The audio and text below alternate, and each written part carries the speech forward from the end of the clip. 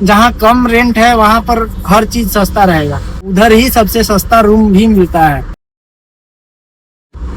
मेरे को बेंगलोर में सबसे ज्यादा ये सवाल किया जाता है कि सबसे सस्ता रेंट पे रूम कहाँ मिलेगा, मतलब कौन सा एरिया में सबसे सस्ता रूम और अच्छा सुविधा के साथ, और जो भी आसपास के रोड्स होते हैं वो थोड़ा अच्छा होना चाहिए, ऐसा एरिया में सस्ता रूम कहाँ मिलेगा।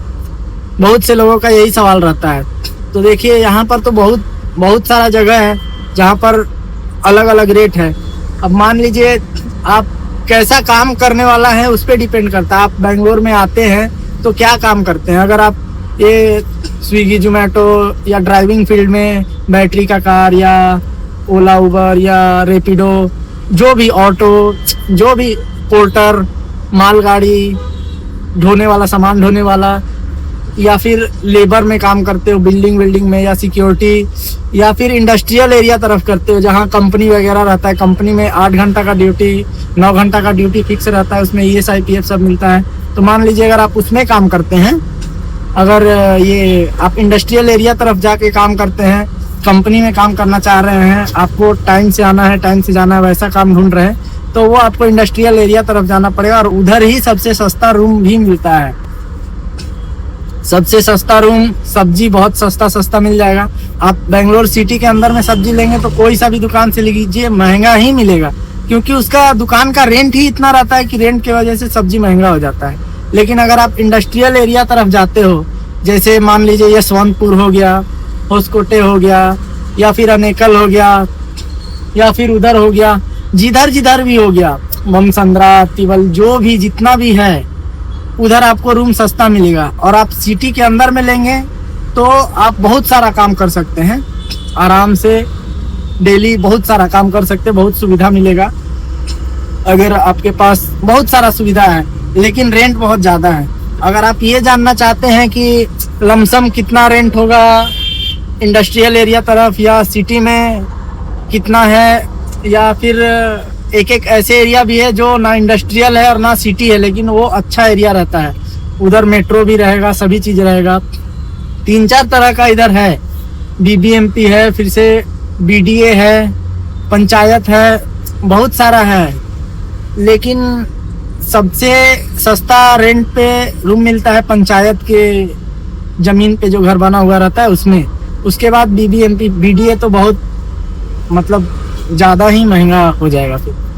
तो आपको अगर रेंट पे रूम लेना है तो आप पहले डिसाइड कीजिए कि आप कौन सा करते हैं या काम कौन सा करना चाह रहे हैं। मैं सिर्फ बेंगलोर का नहीं, मैं ऑल ओवर सारा सिटी का यही पैटर्न रहता है। आप कौन सा काम करना चाहते हैं इस पे डिपेंड करता है कि आप रूम कहाँ लेंगे, आपका डेली का दिनचर्या कैसा होगा, कैसे सुबह में कितना बजे आप उठेंगे, कितना बजे तक घर जाएंगे। ये सब आपका जब तक सेट नहीं होगा तब तक आपको ये समझ में नहीं आएगा कि आपको रूम कहाँ लेना चाहिए किस एरिया में लेना चाहिए। रूम तो हर एरिया में, कहीं आपको सिंगल बेडरूम 3,000 का भी मिल जाएगा, कहीं 4,000 भी है, कहीं 5,000 भी है, 6,000 भी है, 8,000 भी है, 15,000 के सिंगल रूम भी है, 20,000 के भी सिंगल रूम है। तो वो डिपेंड करता है कैसा लोकेशन पे वो है घर, इस वजह से रेंट आपको बढ़ता। 3,000 का भी रेंट, 3,000 भी आप दे रहे हो तो वैसा ही घर में आप रहोगे, और 20,000 का भी दे रहे हो वैसा ही घर में रहोगे। बस 20,000 का जो घर होगा वो फर्निश्ड, मतलब वो पहले से उसमें लकड़ी वगैरह का जो अलमारी वगैरह है वो सब का काम किया हुआ रहेगा। आपको बस बेड भी शायद रहेगा, आपको बस अपना सामान ले जाना है, थाली बर्तन, गैस, कपड़ा, फ्रिज, वॉशिंग मशीन, ये सब ले जाना है, बस रहना है। तो ऐसा 20,000 25,000 में मिल जाएगा, 20,000 में भी मिलेगा, 15,000 में भी मिलेगा। लेकिन आप अगर नॉर्मल सिर्फ एक गैस और नीचे भी सो सकते हैं, 2-4 बर्तन चाहिए, या फिर आप मतलब खुद से अरेंज कर सकते हैं सारा चीज़, फर्नीचर या अलमारी जो भी है, तो आप 3,000 के रूम में भी रह सकते हो। उसमें रहने का क्या फ़ायदा है कि आपको जहाँ कम रेंट है वहाँ पर हर चीज़ सस्ता रहेगा। सब्जी ले लीजिए, राशन ले लीजिए, चप्पल, जूता, कपड़ा, सारा चीज़। जहाँ पर रेंट ही अगर कम है, जिसके अंदर वो बिजनेस हो रहा है, वही जगह अगर कम रेंट है तो फिर सामान भी सस्ता आपको मिलेगा। तो सस्ता वाला रूम लेंगे तो आप सस्ता सारा चीज वहाँ रहेगा, लेकिन बात ये है कि आप वहाँ पर सुविधा उतना नहीं मिलेगा।